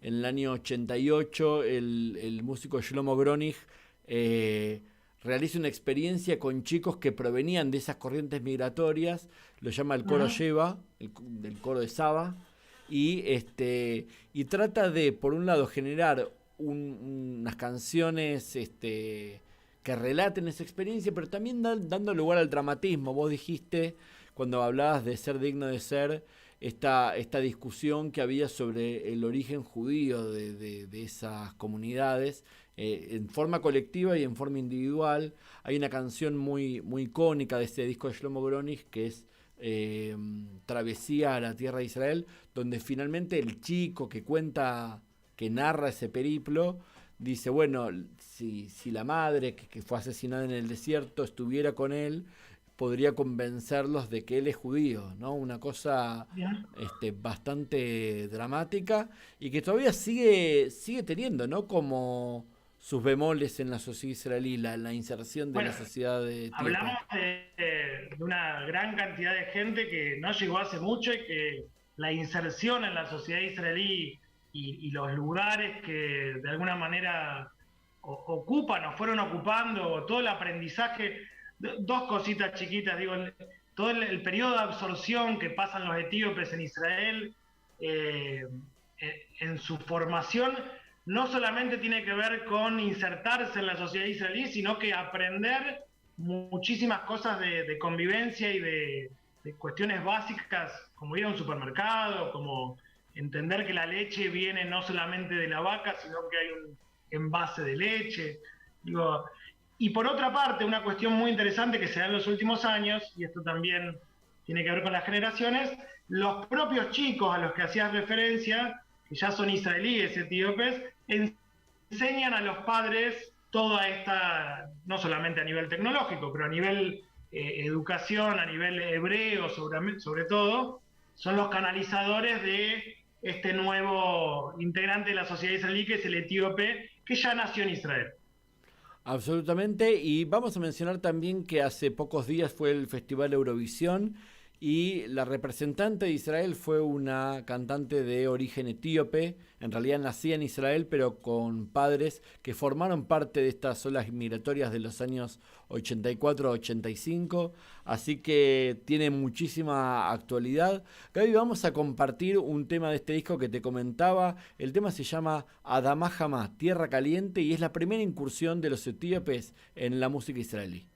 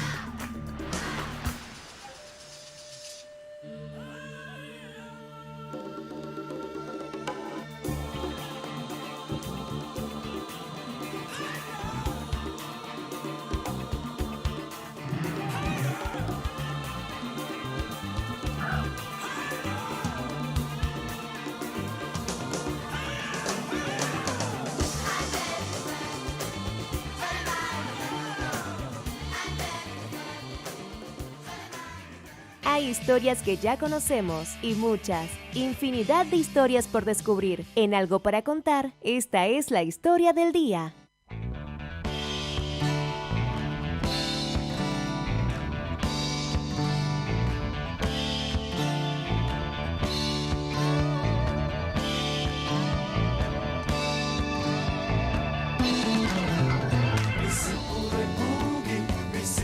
Y hablábamos antes con Danny Franklin en la entrevista de hoy de esta banda que se llama Kaveret.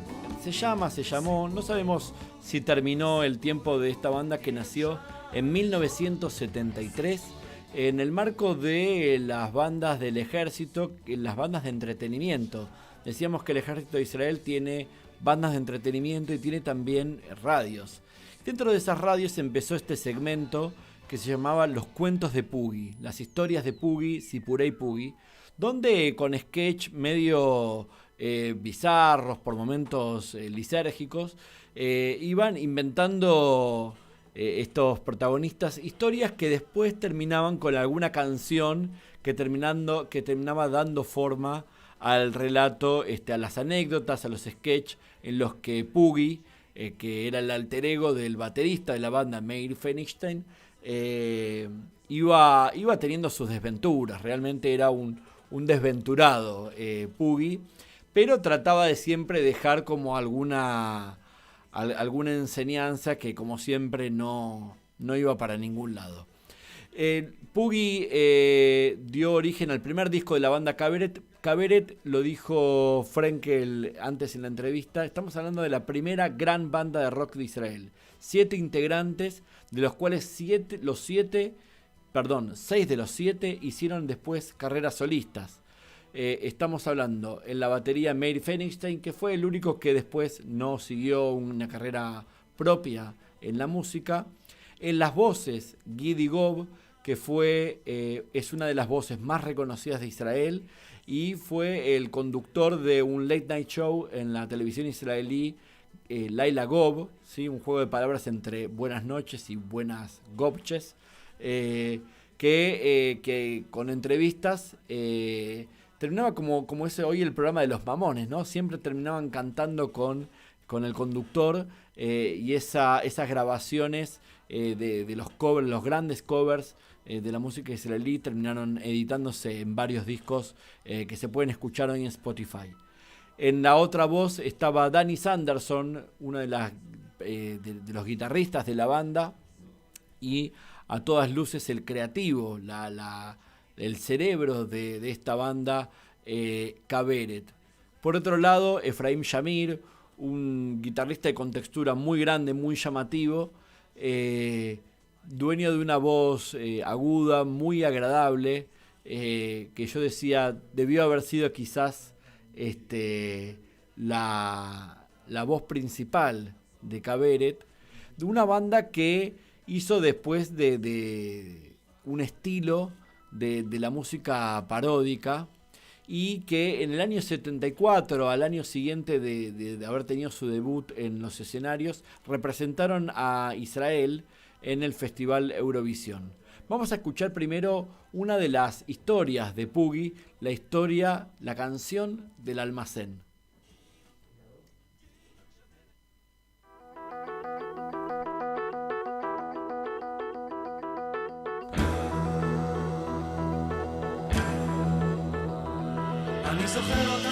אני זוכר אותה מהמכולת, אני זוכר אותה קונה שם סולת, והיא נתנה לי להסיק לה את הקרמבו, גם ביקשה ממני בקבוקים של טמפו. אני זוכר אותה מהמכולת, אני זוכר אותה קונה שם סולת, אני זוכר אותה קונה שם לחם גימל, אני זוכר אותה מזמן מכיתה גימל.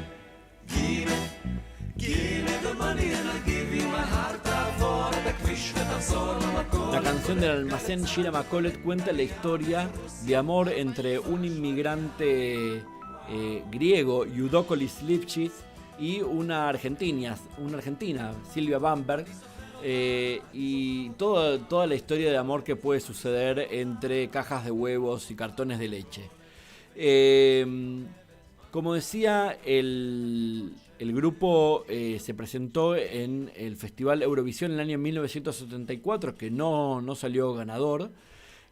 Pero a partir de ahí el grupo sería una leyenda, porque tocarían en los escenarios hasta 1976, año en que el bajista de la banda, Alon Olarczyk, un inmigrante polaco, como lo era también Efraim Shamir, se fueron con Meir Feinstein se fueron a Estados Unidos a probar suerte, y eso fue una pausa en la historia de la banda. La banda se reuniría sucesivas veces y cada regreso de Kaveret a los escenarios en Israel fue un suceso musical y un suceso social de muchísima envergadura, con una cosa muy característica. El espectáculo año a año se encontraron en el año 84, luego en el año 90, luego en el año 98 para los 50 años de Israel, y luego, salvo algunas esporádicas reuniones, en el año 2013. Estamos hablando entonces que ya 40 años han acompañado a esta banda, cuyos cantantes y músicos siguen en vigencia. Pero decía, la particularidad es que el show ha sido casi siempre el mismo. La gente sabe el show de memoria, con incluso los sketches que van en el medio. Y una de las particularidades, para quien le interese escuchar y quien pueda decodificar lo que está pasando, es que la gente va relatando los sketches a la par de los artistas. Todos los diálogos, el público los va diciendo a la par que los artistas. Esto habla de una banda que se metió en el inconsciente colectivo de Israel a fuerza de humor y muy buena música, porque, como decía, cada uno de estos artistas luego hizo una carrera propia de muchísimo impacto en Israel, como por ejemplo también la de su tecladista, Yoni Rechter, compositor y autor de gran parte de las mejores melodías de la música israelí.